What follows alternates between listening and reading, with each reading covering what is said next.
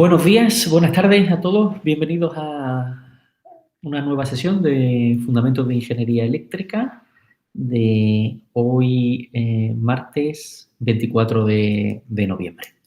La sesión de hoy la vamos a dedicar a continuar con los conceptos relacionados con potencia en circuitos en régimen de corriente alterna. Os voy a compartir la pantalla.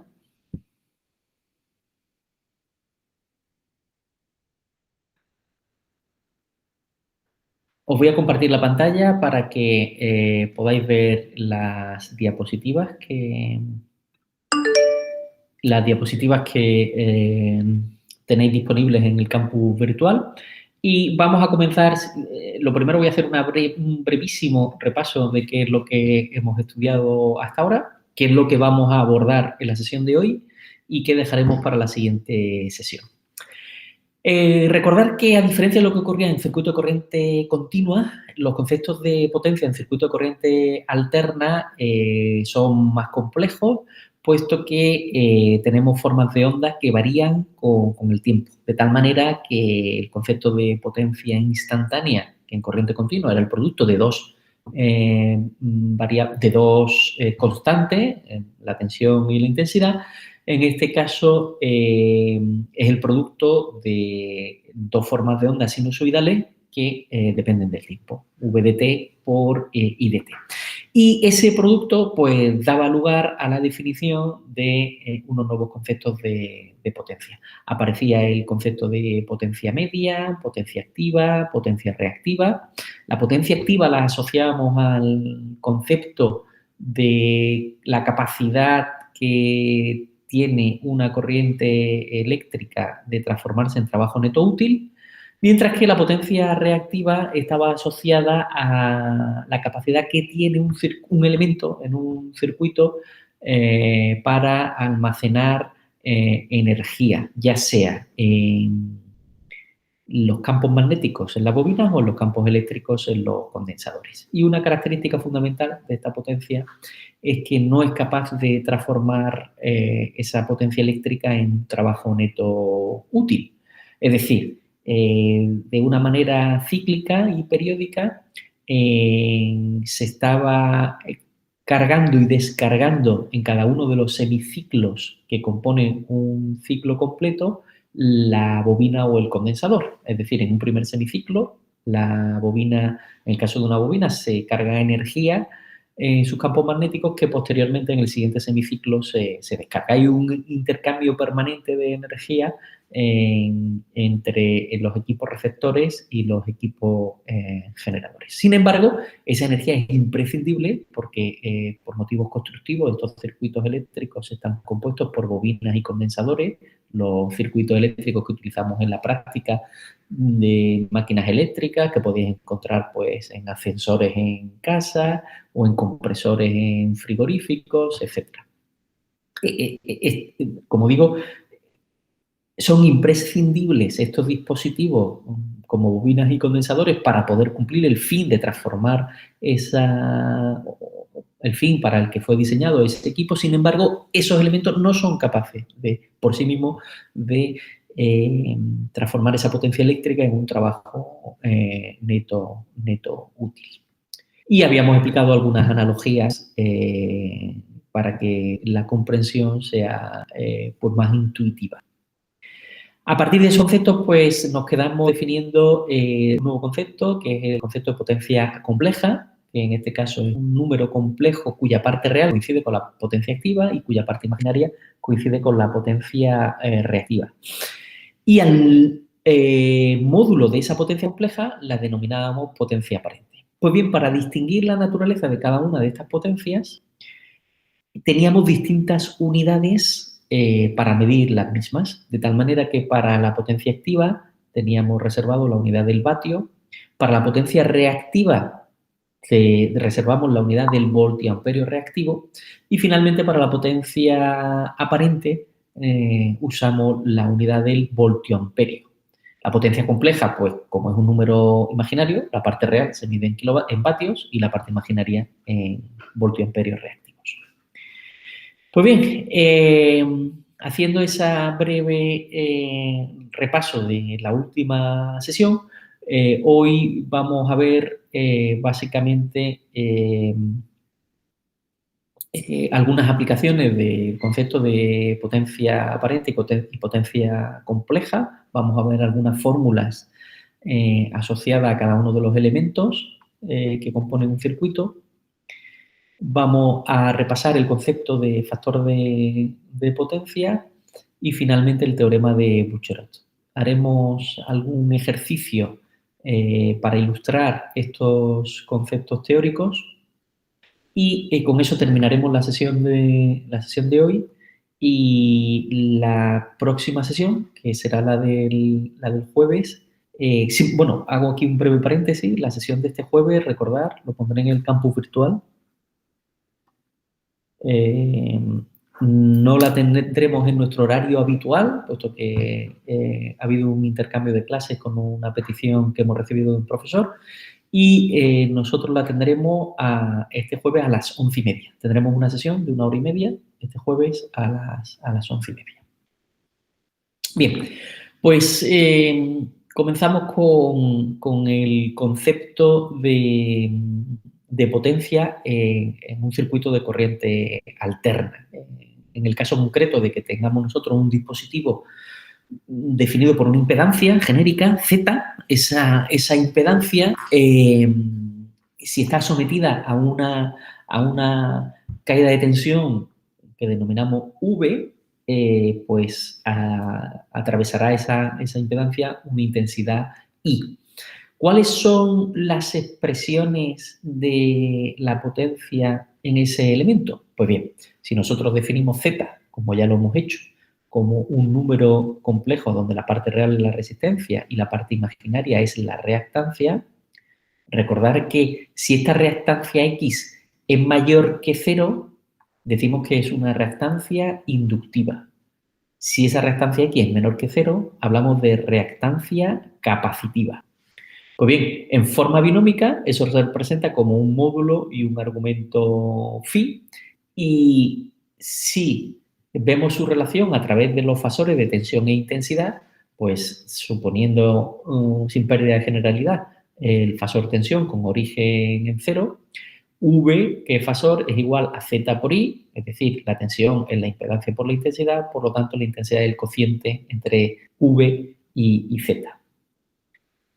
Recordando la expresión de la potencia compleja, que ayer habíamos deducido que es el producto de dos fasores, V por I conjugado, y sustituyendo este valor de I, llegamos a la conclusión que Z es igual a I, perdón, que S es igual a Z por I conjugado.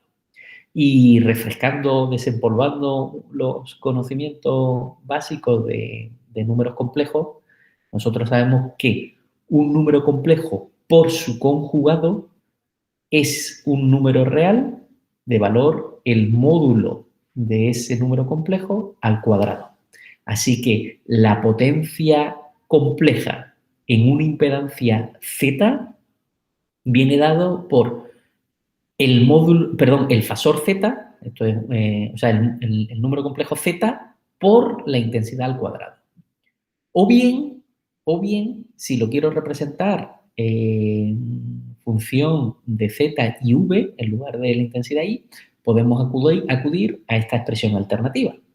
La potencia compleja, que ya sabemos que el producto de V por I conjugado es igual a V por I, hemos visto aquí vemos que I es el cociente entre V y Z, pues sustituye V por I, el cociente entre V y Z conjugado.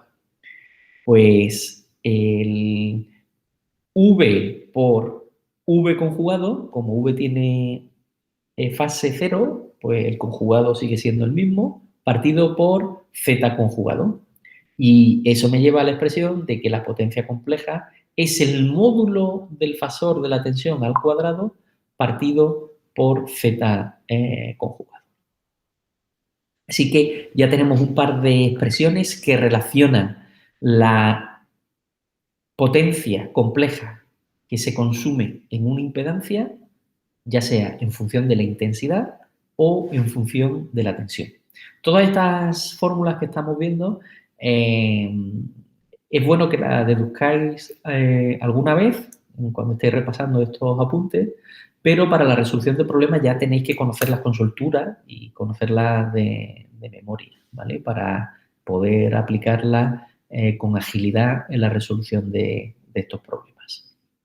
Pues bien, vamos a ver algunos casos particulares de estas expresiones que hemos deducido de potencia en una impedancia, pues para casos concretos. Vamos a ver esas expresiones en qué se traduce cuando la impedancia es exclusivamente una resistencia, cuando la impedancia es una reactancia inductiva o capacitiva, o cuando la impedancia de manera genérica tiene parte real y parte imaginaria. En el caso primero de ellos, en el que Z solo tiene parte real, pues podemos sustituir esas expresiones. La potencia compleja S es Z por I al cuadrado, donde Z es R por I al cuadrado. Pues bien, ya sabemos que esto solo tiene parte real, por lo tanto, esa coincide con la potencia activa, y como este numerito S solo tiene parte real, porque R es real, y el cuadrado de un número es real, pues la potencia decimos que es todo potencia activa, y la Q es potencia reactiva, que es 0, puesto que este número no tiene ninguna parte imaginaria. Así que una impedancia que solo tiene parte real, es decir, una resistencia, como ya sabíamos, solo consume potencia activa. Esta misma expresión, en función de la tensión, pues podemos llegar a que S igual a V cuadrado partido por R. En esta Z sustituimos Z es igual a R, la sustituimos Z igual a R, y llegamos a la expresión de que la potencia es la tensión al cuadrado que cae en la resistencia, partido por dicha resistencia, y la reactiva es 0. Es decir, ya sea en función de la intensidad o de la tensión, la potencia que se disipa en una resistencia es R por I al cuadrado, V al cuadrado partido por R, y la reactiva es siempre 0. Cuando tenemos una reactancia, pues hacemos el mismo procedimiento, sustituimos el valor de Z por una parte imaginaria, no la parte resistiva es 0. Por lo tanto, la potencia aparente coincide con un número complejo, Jx por I al cuadrado. Es decir, si S solo tiene parte imaginaria, quiere decir que la potencia activa es 0 y la potencia reactiva es Q igual a X por I al cuadrado.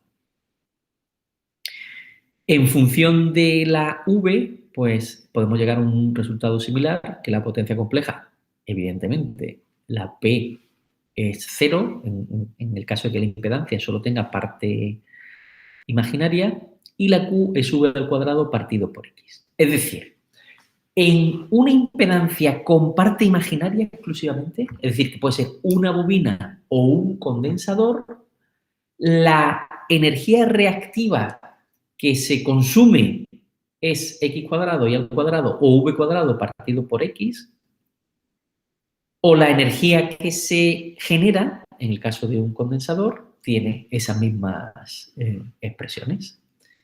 Y finalmente nos queda el caso más general, que es aquel en el que la impedancia Z está compuesto por una parte real y una parte imaginaria. Es decir, tiene una parte asociada a una resistencia y tiene un condensador o una bobina con su respectiva reactancia.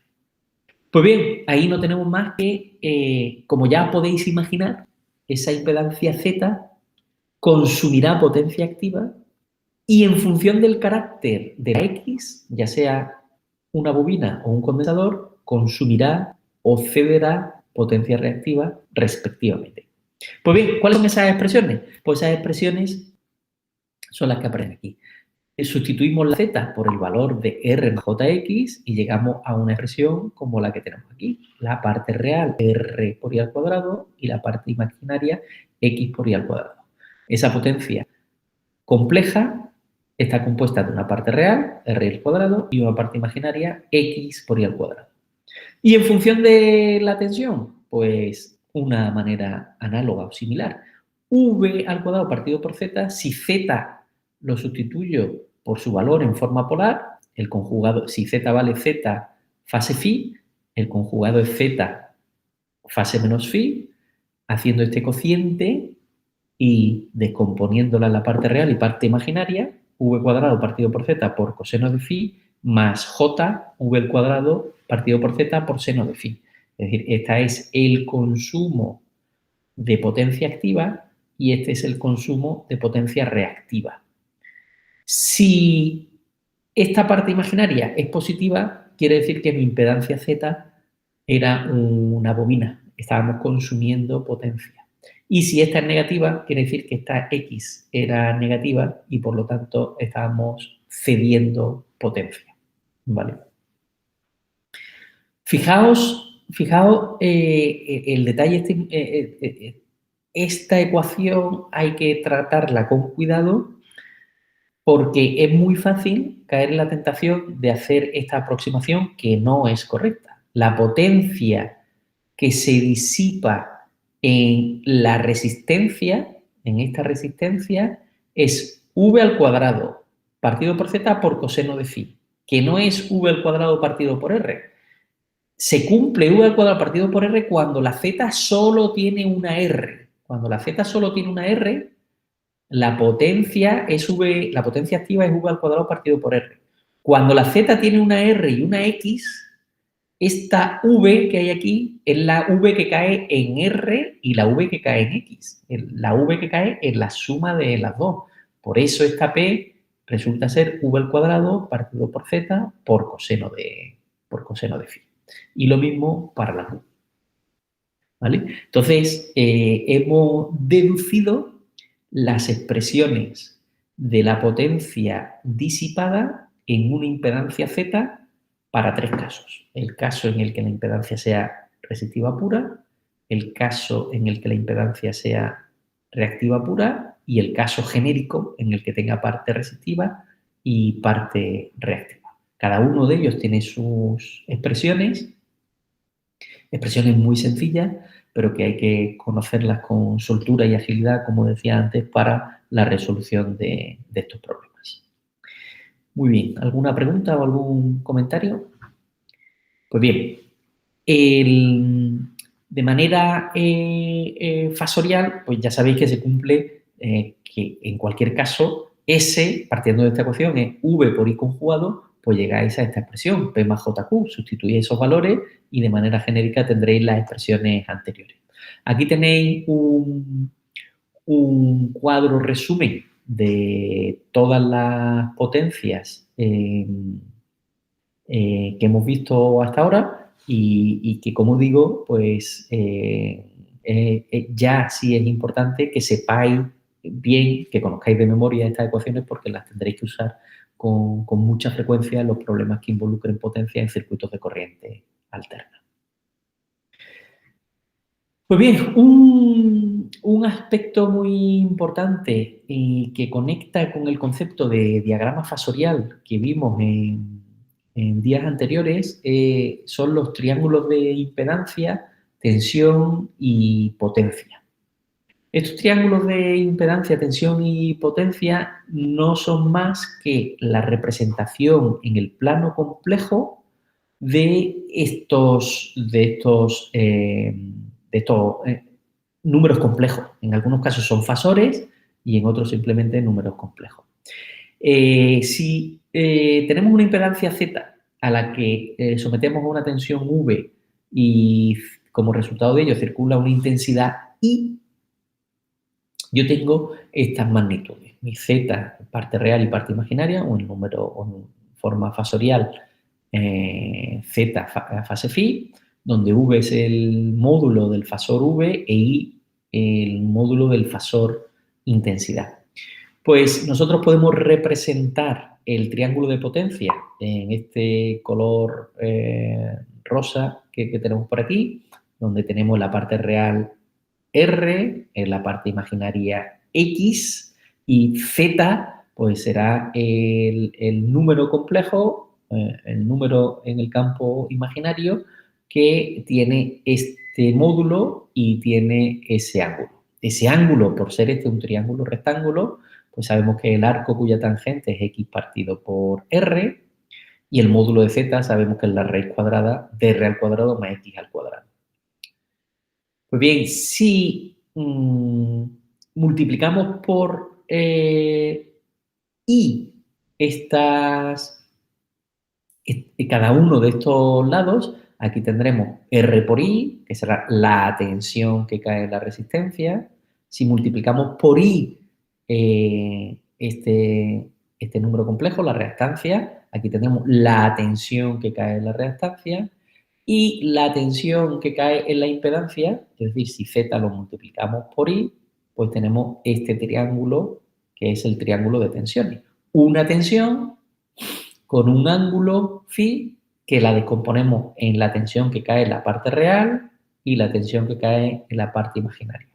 Pero es más, si ese mismo vector lo volvemos a multiplicar por i, pues llegamos a lo que se conoce como triángulo de potencias, que es un triángulo que tiene algunas aplicaciones, sobre todo relacionadas con el factor de potencia, y trabajaremos con este concepto de manera recurrente en la resolución de algunos problemas asociados a este tema, en el que, una vez más, si multiplicamos por i ese número complejo, pues tenemos un número que es la potencia activa, puesto que tenemos r por i al cuadrado. La potencia reactiva, al multiplicar x por y, nuevamente por y, tenemos x por y al cuadrado. Aquí tenemos la P, aquí tenemos la Q.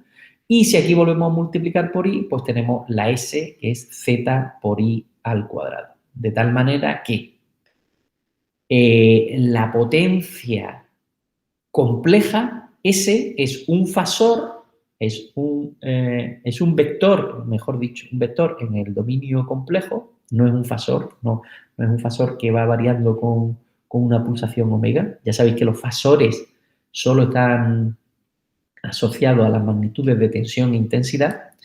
Y esa potencia compleja, en el plano complejo, la podemos descomponer en potencia real, que coincide sobre el eje, que siempre es la proyección de esa potencia aparente compleja sobre el eje real, y la proyección sobre el eje imaginario en la potencia reactiva. En todos estos triángulos, en el de impedancia, en el de tensiones y en el de potencias, en todos esos triángulos se cumple que el ángulo es phi, y recordar que este ángulo phi mide el desfase entre el fasor tensión y el fasor intensidad, y se trata siempre de un triángulo rectángulo.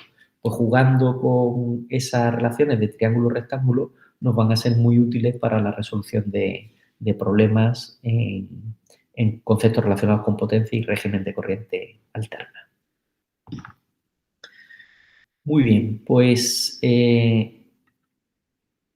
vamos ahora a definir o hacer énfasis en el concepto de factor de potencia. Vamos a intentar entender qué información hay detrás del concepto de factor de potencia. Nosotros denominamos factor de potencia al coseno de la diferencia de fases entre la tensión y la intensidad. Es decir, el coseno de phi, donde phi es la diferencia entre el desfase de la tensión y la intensidad, es lo que se conoce factor de potencia. El factor de potencia varía entre 0 y 1. ¿Por qué varía entre 0 y 1? Porque phi, la diferencia entre la tensión y la intensidad, estará entre más o menos 90 grados. Es decir, cuando phi de V, el desfase de la tensión y el desfase de la intensidad correspondan a los desfases en una resistencia pura, ya sabéis que en una resistencia no existe desfase entre la tensión y la intensidad. Pues ese ángulo será 0 y el coseno de 0 vale 1. ¿Vale? Ahora, en el caso de una impedancia que corresponda a una inductancia, no tenga parte real, sino solo tiene parte imaginaria, sabemos que la intensidad atrasa 90 grados con respecto de la tensión. Así que si tomamos sin pérdida de generalidad un desfase de la tensión V igual a 0, pues el desfase phi phi será 90, por lo tanto tendremos coseno de menos 90. Y en el caso en el que tengamos un condensador, la intensidad adelantará 90 grados con respecto de la tensión, por lo tanto tenemos el coseno de más 90. Pues en esos casos, el coseno de menos 90 vale 0 y el coseno de más 90 vale 0. Y alcanza el máximo cuando tenemos el coseno de 0. Es decir, nos estamos desplazando en ángulos que se encuentran en el semiplano positivo de los números reales. Pues bien, podéis ver que el factor de potencia mide la relación que hay entre la potencia activa y la potencia aparente que consume un circuito. Fijaos, si nosotros observamos este triángulo de potencia, este fasor de aquí es la potencia compleja. Este fasor de aquí es la potencia activa y este fasor de aquí es la potencia reactiva. Y el ángulo de ese triángulo es un ángulo phi. Pues el coseno de ese phi es cateto contiguo partido por hipotenusa. Es decir, el coseno de phi me mide la relación que existe entre la potencia activa y la potencia aparente. Pues bien, esta expresión, esta relación, esta definición de factor de potencia, como su expresión indica, es el cociente entre la potencia activa, que recordad que es la potencia eléctrica que nosotros somos capaces de transformar en trabajo neto útil, es decir, en la potencia útil de verdad para mi aplicación, y el módulo de la potencia compleja, que hemos definido potencia aparente. Y la potencia aparente,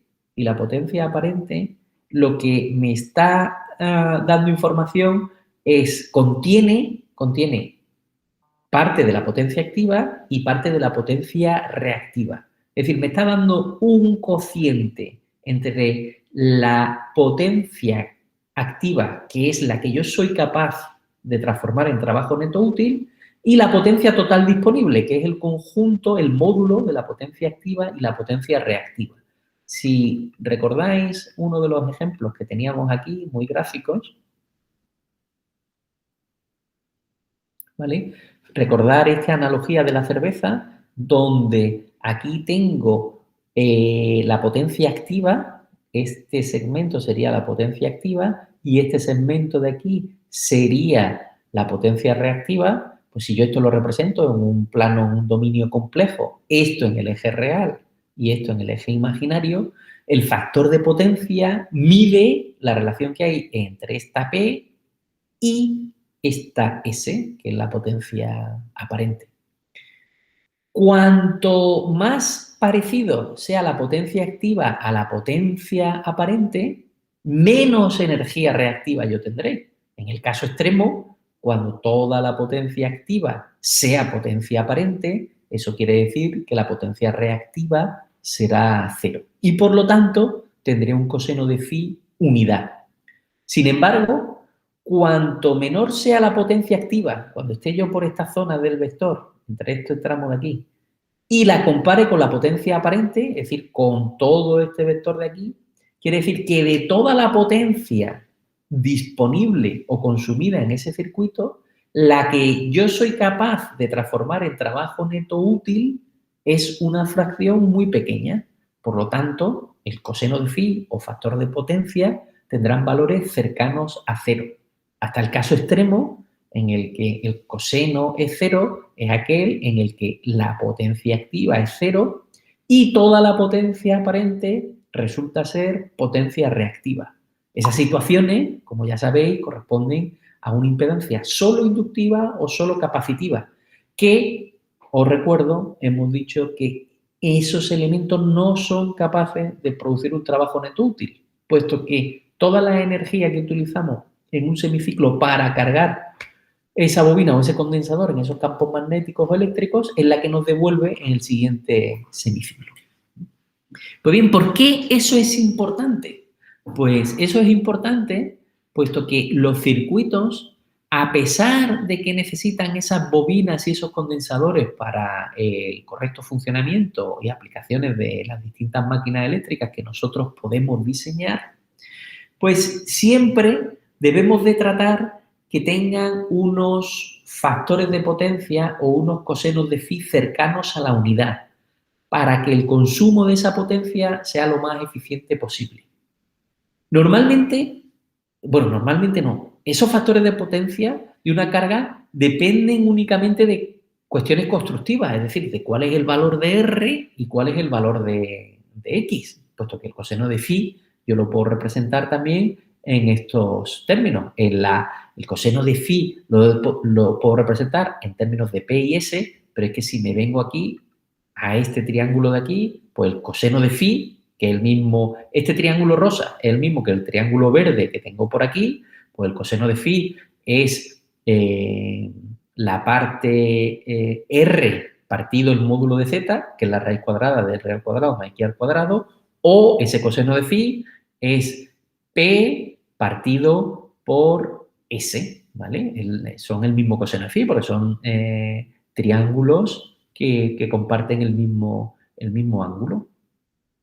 Entonces, de alguna manera, lo que estamos diciendo es que ese coseno de phi está asociado a unos elementos, constructivos de resistencias y de reactancias. Cuando ese circuito, por motivos constructivos, resulte en cosenos de phi muy malos, es decir, que tenga mucha energía reactiva comparada con que tenga mucha potencia reactiva comparada con la potencia aparente, pues yo tendré que tratar de compensar esas situaciones para que la transmisión de potencia tenga lugar de una manera más eficiente. ¿Y eso cómo lo vamos a hacer? Pues lo vamos a ver con un ejemplo muy sencillo, y antes de llegar a ese ejemplo, simplemente aquí tenéis una tabla que de alguna manera resume esto que os acabo de contar de palabras. Cuando tenemos un factor de potencia unidad, decimos que el circuito resistivo puro consume potencia activa y no consume potencia reactiva. Cuando el coseno de phi es 0, corresponde a un tipo de circuito inductivo puro cuando la Q es mayor que 0, es decir, cuando consume, con criterio generador, consume potencia reactiva. Con coseno de phi igual a 0 es capacitivo puro o reactivo puro en el caso que genere potencia, diremos que es capacitivo. Cuando está entre 0 y 1, si consume reactiva, decimos que tiene carácter inductivo, y cuando está entre 0 y 1, si genera reactiva, decimos que tiene carácter capacitivo. Así que cuando nos digan un coseno de phi, que nos digan este circuito, la relación que hay entre su potencia activa y su potencia aparente, que ya sabemos que es el coseno de phi, o nos digan, tiene un coseno de phi de tal valor, entre 0 y 1, siempre tendrá que venir acompañado de la coletilla si ese coseno de phi es inductivo o si ese coseno de phi resulta ser capacitivo, puesto que el valor absoluto de ese coseno de phi puede tener un coseno de phi de un determinado valor, puede corresponder a una situación en la que represente una bobina o un condensador, puesto que el coseno entre 0, los valores entre 0 y 1 pueden tener ángulos positivos o ángulos negativos, ¿vale? Esto lo vamos a ver con un ejemplo de una manera más sencilla. Veréis, vamos a proponer un ejercicio, que este ejercicio es muy ilustrativo para entender el concepto factor de potencia y sus implicaciones en el diseño de circuitos, ¿vale? Y en el diseño de instalaciones eléctricas. Y veréis, este es uno de los primeros problemas que este tipo de problemas que vamos a resolver, a pesar de ser esta una asignatura todavía muy básica de segundo curso, aquí ya tenéis los primeros conceptos y fundamentos de aplicaciones prácticas que se utilizan en el día a día. Un ingeniero utiliza en el día a día resoluciones de problemas similares a esto es una simplificación, pero los fundamentos están ahí, para mejorar la eficiencia de determinadas instalaciones eléctricas. Y vamos a ver el ejemplo concreto. Suponed que tenemos un circuito donde el circuito es alimentado con una fuente de corriente alterna conocida, V sub G, ¿vale? Y ese generador suministra energía a una carga determinada. Y esa carga, eléctricamente, la podemos modelar por una resistencia y una reactancia. Y esa fuente de generación y esa carga, que están alejadas unas de otras, están conectadas a través de un conductor, de un cable, que podemos modelar por una resistencia R1 y X1. Esto podría representar una situación típica de una central de generación, que puede tener una generación de origen fotovoltaico, renovable, o un generador diésel, o cualquier fuente de generación de energía eléctrica, que trata de alimentar o suministrar energía a una determinada carga, que puede ser una industria, puede ser un centro comercial, un edificio como en el que nos encontramos de la escuela de ingeniería, etc. Normalmente, las aplicaciones, las cargas en estos edificios, pues ya sean los ordenadores, la iluminación, las máquinas de inducción de las cocinas, de la cafetería, los mecanismos de apertura y cierre de las puertas del garaje, etcétera, normalmente, como estudiaréis en cursos posteriores, son unas cargas o unas demandas que las podemos modelar por unas resistencias en serie con unas inductancias. Y finalmente, ese generador que alimenta esa carga está unido por unos conductores. Es decir, yo tengo que transmitir esa energía. Y esos conductores, pues normalmente son de cobre, en el caso de las instalaciones de baja tensión, o de aluminio en instalaciones de mayor potencia o que tiene aplicaciones más industriales. Esos conductores se comportan, la impedancia que presentan esos conductores cuando lo excitamos con una fuente de corriente alterna, se puede modelar como una resistencia en serie con una inductancia. Así que este circuito que tenéis aquí sería el circuito típico en el que un generador alimenta una carga a través de una línea. Pues bien, nos dice que en este circuito calculemos la potencia activa y reactiva que consumen la línea y la carga, así como el correspondiente factor de potencia. Nos piden además que calculemos la potencia activa y reactiva suministrada por la fuente y el factor de potencia de la propia fuente, ¿vale? Pues con los datos que tenemos, ¿vale? La tensión V sub G vale tanto, la resistencia tanto, reactancia tanto, etcétera. Los valores de lambda, kappa, teta, etcétera, para estos, no para vuestro problema concreto, sino para los que estamos resolviendo en estas diapositivas son bien conocidos. Y antes de resolverlo, pues os voy a pedir que vosotros penséis de alguna manera o planteéis este problema para que podáis ir enfrentando a estas primeras resoluciones de potencia en circuitos de corriente alterna. Así que os voy a dar unos minutos para que podáis plantear este ejercicio. Es decir, de una manera más directa. Tenéis el valor de la fuente, conocido. V sub G, conocido. Los valores de R, X1, R sub 1, R sub 2 y X sub 2 son conocidos, ¿vale? Si queremos calcular cuáles son las potencias activas y reactivas en cada uno de estos elementos, es tan sencillísimo acudir a las ecuaciones anteriores. Pues yo tengo un circuito con una única malla donde las impedancias son conocidas y la fuente de tensión es conocida. La I que circula por todos estos elementos, que es un fasor, un número complejo, pues la podremos calcular. Conocida esa I, pues yo ya puedo calcular las potencias activas que se consume aquí, la que se consume aquí, aquí y aquí. Conocida la P y la X consumida aquí, pues yo ya puedo conocer el factor de potencia de aquí, puesto que si conozco P y conozco Q, pues conozco el factor de potencia, el mismo aquí y el mismo aquí. Pues tratar de determinar esos valores, os voy a dejar unos minutos y cuando tengáis esos valores volvemos y planteamos la solución y resolvemos el siguiente ejercicio que al compararlo con este ejercicio que tenemos aquí, nos va a servir de ejemplo ilustrativo de la importancia del coseno de phi en una instalación. Manos a la obra. ¿Está claro lo que tenéis que hacer?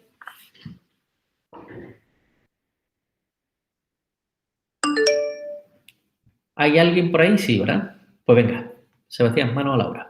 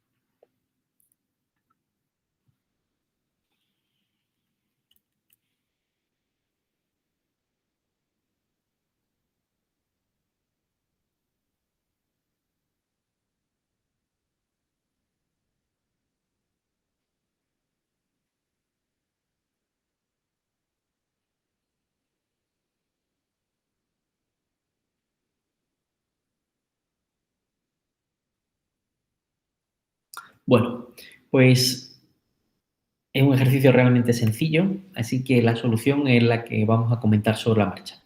Nosotros tenemos un circuito en el que los datos de partida es la tensión, las R y X, tanto en la línea como en la carga, y la intensidad, aplicando la segunda ley de Kirchhoff a esta malla, pues la tensión partido la impedancia total, la de la línea más la de la carga. Así que me sale una intensidad que tiene este módulo y este argumento. Algún detalle ya que me puedo ir fijando.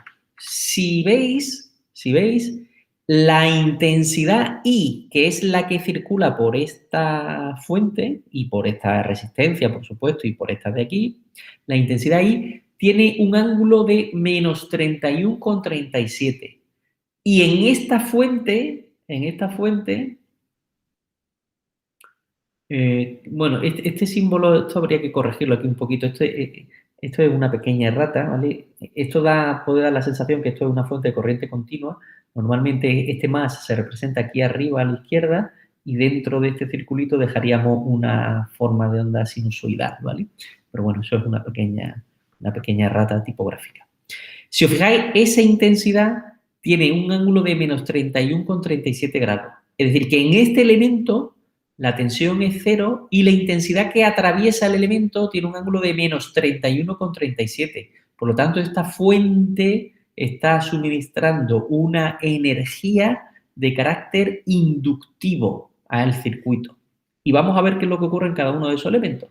En la línea cae una tensión V1, cuyo V1 es el valor de la impedancia por la intensidad, y tenemos esta caída de tensión. Aquí caen 27,07 y fase 5,49. Mientras que V2 es la tensión que cae en esta impedancia, el producto de la impedancia por la intensidad, 233,07 con ángulo menos 0,64. Es decir, tenemos una fuente que alimenta una carga. En la línea, lo ideal es que se consuma la mínima potencia posible, porque tú tienes un generador y tú no quieres que en tu generador pierdas toda la energía en la línea, sino la línea simplemente debería ser un conductor lo más ideal posible, por eso se utilizan materiales con muchos electrones para que ofrezcan bajas impedancias, como pueden ser el aluminio o el cobre. El cobre mejor que el aluminio es más barato, pero cuando necesitas muchos metros de línea, pues tienes que ir a materiales más económicos, como son el aluminio. Esos materiales se caracterizan por tener R y X pequeñas comparadas con las R y X de las cargas. Así que la idea es que en esta línea la intensidad que circula por aquí, por estar en serie con la carga, va a ser la misma, pero lo que se trata es que la tensión que cae en ella sea lo mínimo posible para que se disipe la mínima energía posible. Así que ya estamos viendo que casi toda la tensión de esta fuente cae en la carga, son los 233 voltios, mientras que en la línea caen 27. Recordar que la suma algebraica de 27 más 233 no son los 260, puesto que ya sabemos que tiene que ser una suma fasorial. 260 fase 0 si es V1 más V2 fasorialmente, pero no los módulos. La potencia que cede la potencia compleja de cada elemento, pues en la fuente tenemos, o sea, en la línea tenemos V1 por el conjugado de I. Pues ya sabemos que V1 por el conjugado de I, sustituyendo esas expresiones, me sale un número, fijaos, V1 con este criterio, con el más aquí y el menos aquí, atravesada por una intensidad I, corresponde a un criterio receptor. Pues con criterio receptor, una parte real positiva quiere decir que es una potencia activa consumida y una parte imaginaria positiva es una potencia reactiva consumida. Así que en la línea se consumen 117 vatios y 87 voltiamperios reactivos. En la carga, pues tenemos la caída de tensión V2 por el conjugado de la intensidad. Nos salen que en la carga 2, en la carga, que es la potencia en 2, se consumen 1084 vatios y una reactiva de 644 voltiamperios reactivos. Fijaos, ya nos vamos haciendo una idea que el circuito está diseñado para que toda la potencia, la mayor parte de la potencia se disipe en la carga y no en la línea. Pues aquí tenemos 1084 vatios en la carga frente a 117 vatios en la línea. Y por otra parte, la carga consume 644 voltiamperios reactivos y la línea 87 voltiamperios reactivos. Pues bien, la potencia generada en la fuente, que es este criterio que tenemos aquí, si la I tiene este sentido, sale por terminal positivo, la fuente la estamos adoptando con un criterio generador. Por lo tanto, un valor positivo con criterio generador corresponde a potencia generada. Así que tenemos una potencia generada de 1201 vatios y una Q generada de 732 vatios. Podemos comprobar, que lo vamos a ver más adelante, que se conserva, al igual que ocurría en circuitos de corriente continua, en circuitos de corriente alterna se conserva se cumple el teorema de conservación, que toda la potencia activa generada es igual a toda la potencia activa consumida, y lo mismo para las energías reactivas. Así que aquí podéis hacer la suma de que 1084 más 117 es este número que tenemos aquí, y lo mismo para la reactiva. El factor de potencia en cada uno de esos elementos, pues en la línea 0,8 inductivo, en la carga 0,86 inductivo y en el generador 0,85 inductivo, ¿vale? Recordar que aquí son con criterio generador y con criterio receptor en la línea y en la carga, y en el generador el criterio que hemos adoptado es generador. Así que esto es 0,85 con potencia reactiva generada y esto es 0,80 con potencia reactiva consumida y 0,86 con potencia reactiva consumida, ¿vale? Los factores de potencia, pues como hemos dicho, se pueden utilizar calculando solo o asociándolo solo a los elementos constructivos, es decir, ya sean las R o las X. Pues podéis hacer ese cálculo y ver que coinciden unos con otros. Y ahora, sin embargo, para comparar este ejercicio que hemos hecho con estos cosenos de phi que tenéis aquí y si comparamos ese circuito, ese mismo circuito, con la diferencia de que en la carga le conecto un elemento nuevo que es un condensador, quiero que hagáis vosotros el ejercicio de calcular de nuevo todos esos datos.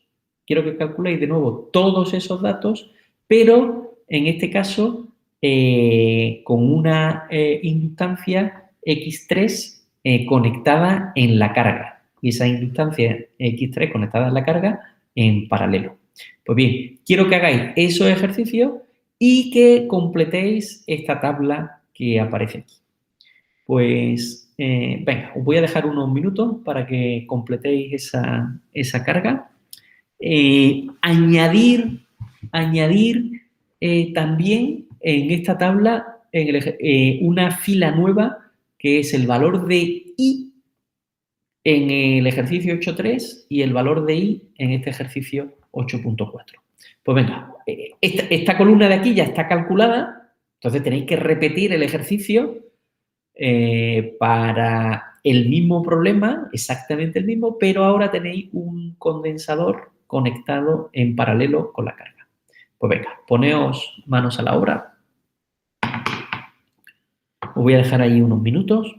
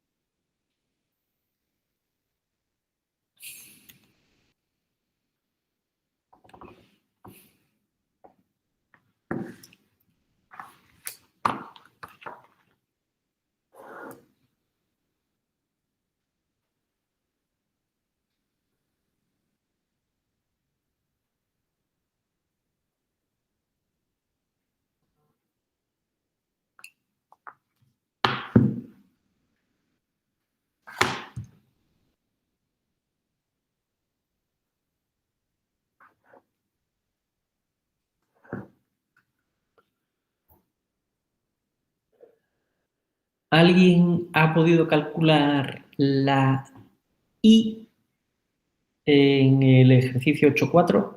¿Cuál es la I que circula por aquí? La I que suministra el generador. El módulo de la I.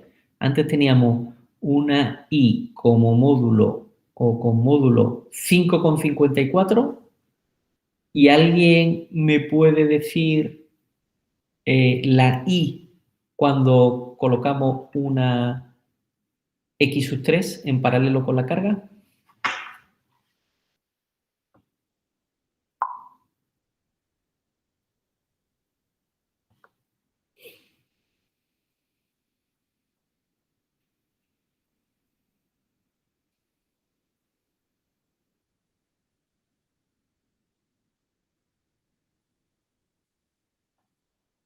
Bueno, vamos a dejar eso como ejercicio propuesto, ¿vale? Para casa, que completéis esta tabla y que quiero que especialmente penséis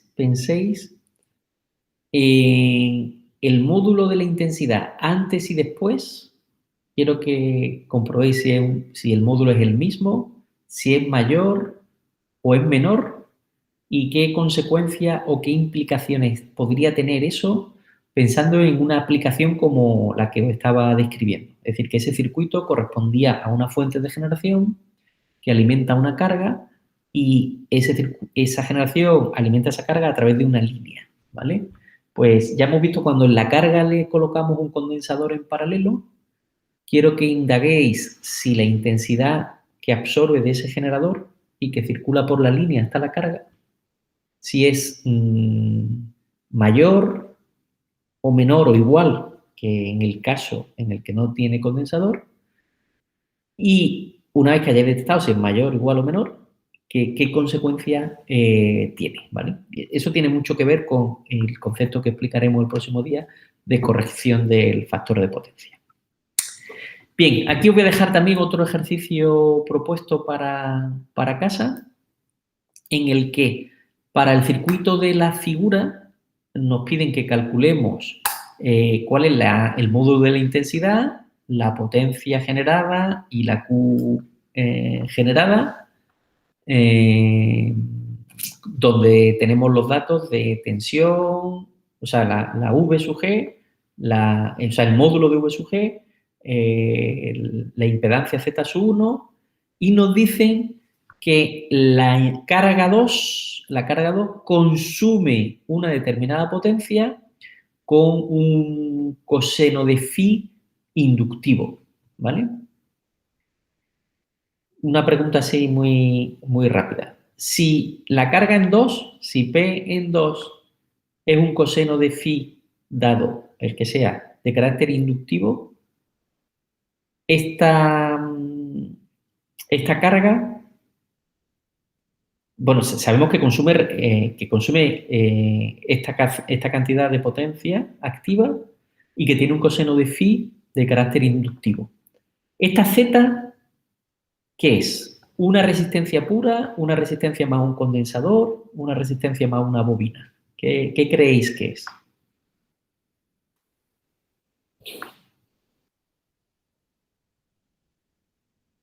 ¿Alguien que responda?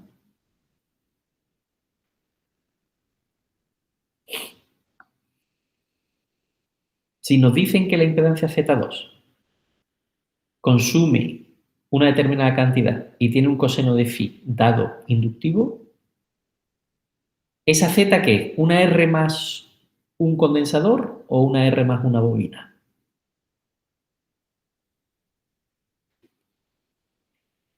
Sí me escucháis, ¿verdad? Lo estáis pensando, ¿no? No es que una bobina, correcto, ¿no? Tan sencillo como eso.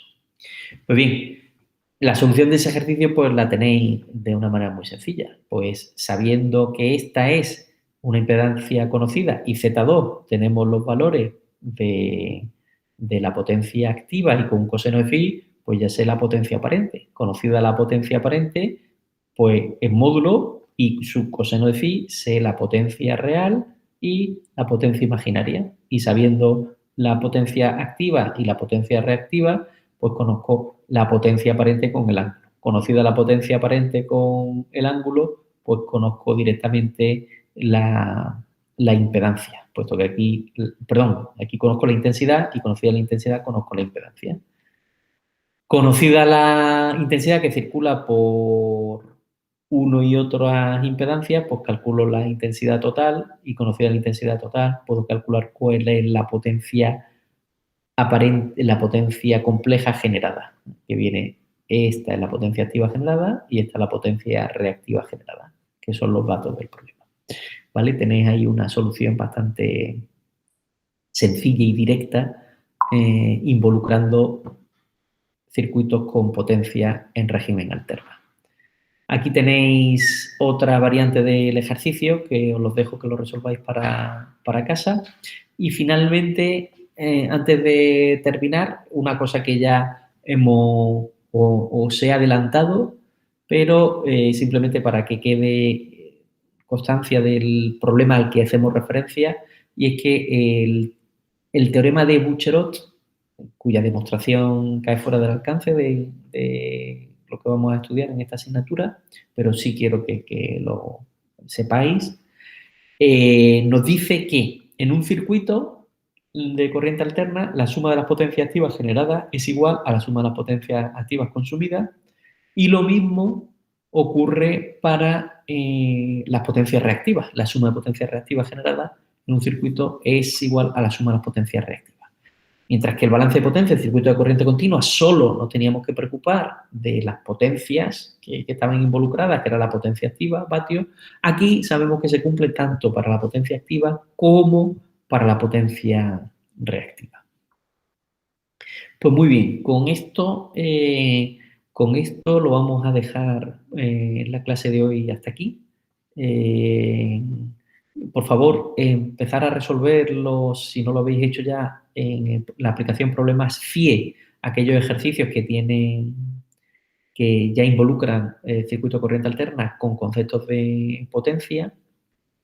La sesión del próximo jueves la vamos a dedicar entera a resolver ejercicios, un par de ejercicios o tres, y la última parte avanzaremos también con ejercicios concretos relacionados con la corrección del factor de potencia. Y para ello os pido que el ejercicio que he dejado propuesto del cálculo de la intensidad antes y después de conectar ese condensador lo resolváis y penséis en la aplicación práctica desde el punto de vista si la intensidad aumenta o disminuye. Muy bien, pues esto es todo por por la clase de hoy. No sé si tenéis algún comentario o alguna pregunta.